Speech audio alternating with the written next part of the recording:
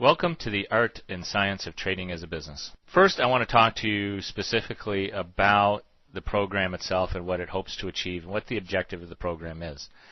The objective of the program for the first part is the Money Every Month program is to generate just what it says, money every month.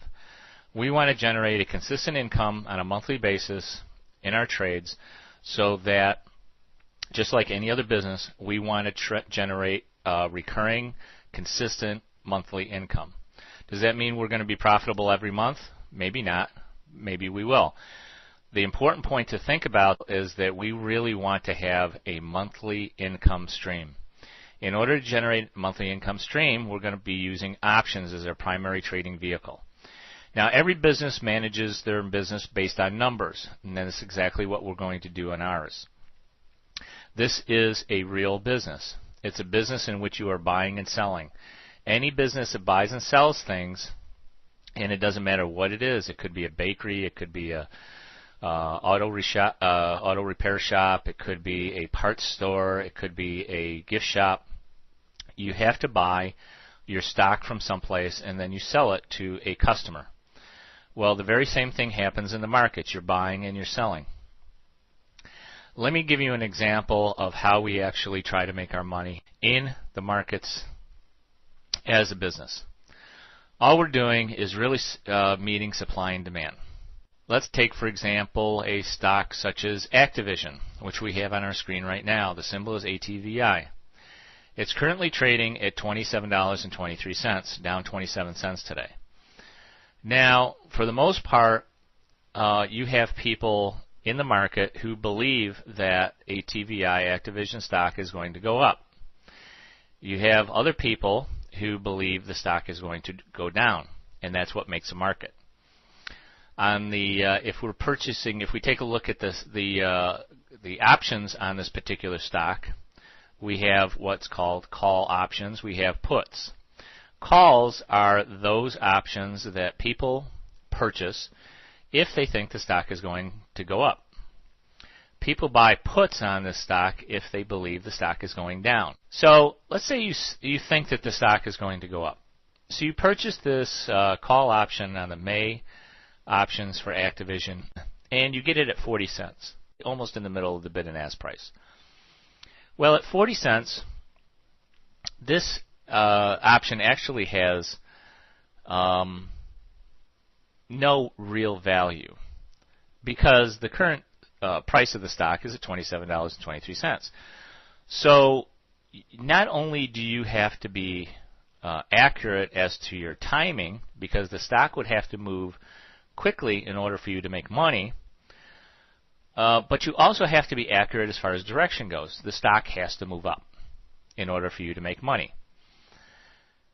If you were to purchase a put option, let's say you got it for 70 cents, not only would you have to be correct as to the direction of the stock, it would have to move down in order for you to make money, but your timing would also have to be correct because it would have to move down relatively soon in order for you to make money. Because there are only two absolute rules of the option markets. Those two absolute rules are, number one, prices will fluctuate. Yes, the underlying price of the stock will fluctuate and the individual option prices will fluctuate.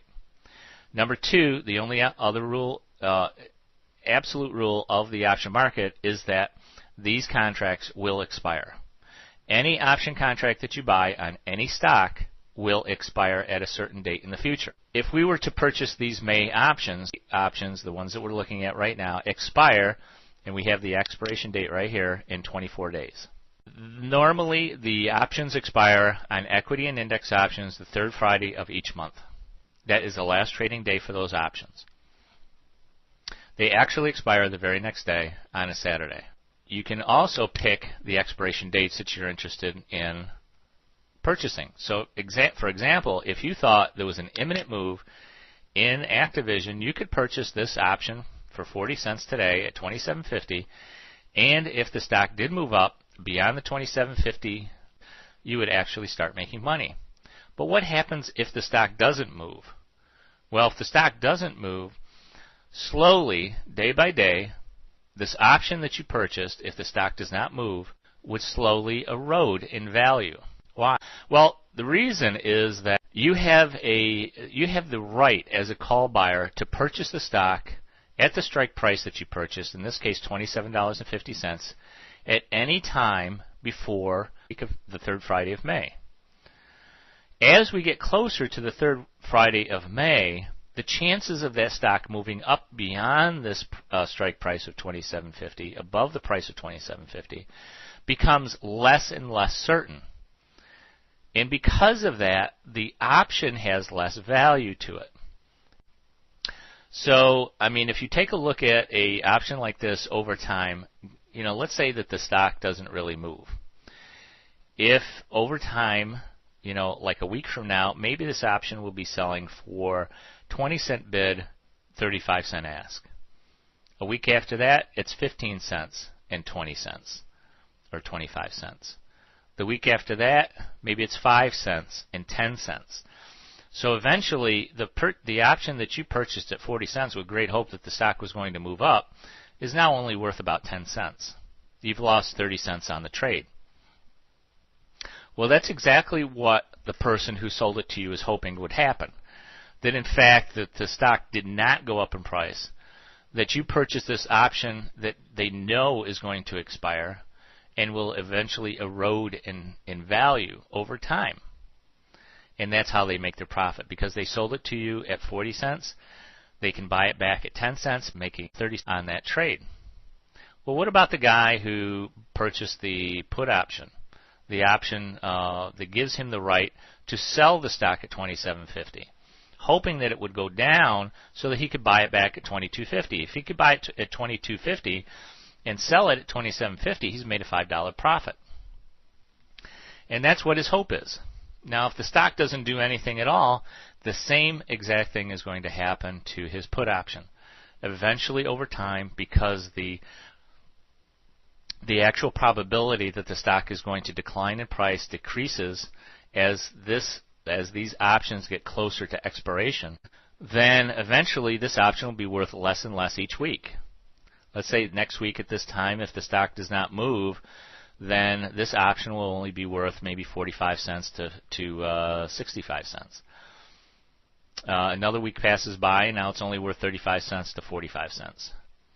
Now another week passes by, and it's only 25 cents.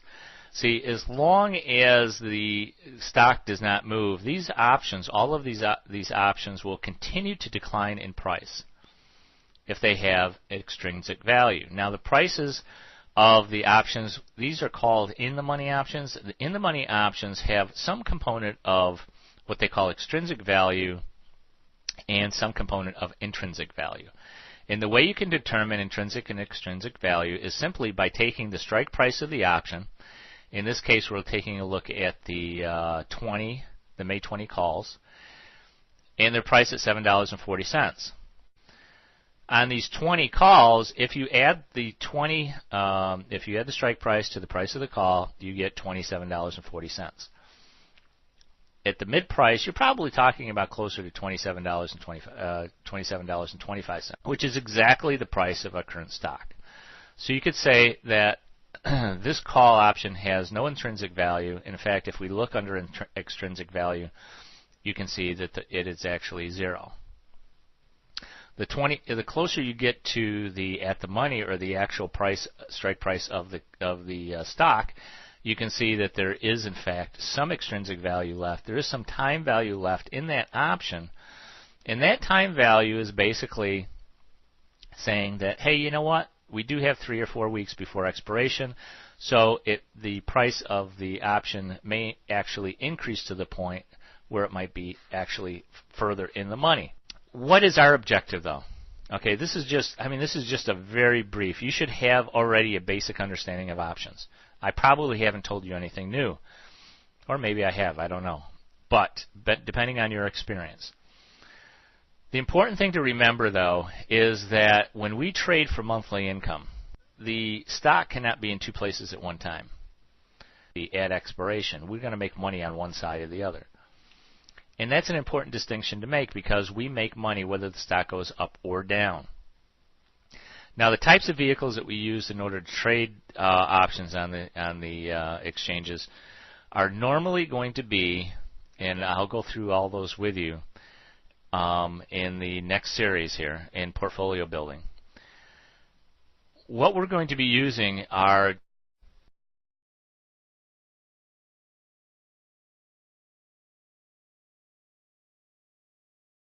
adjustments.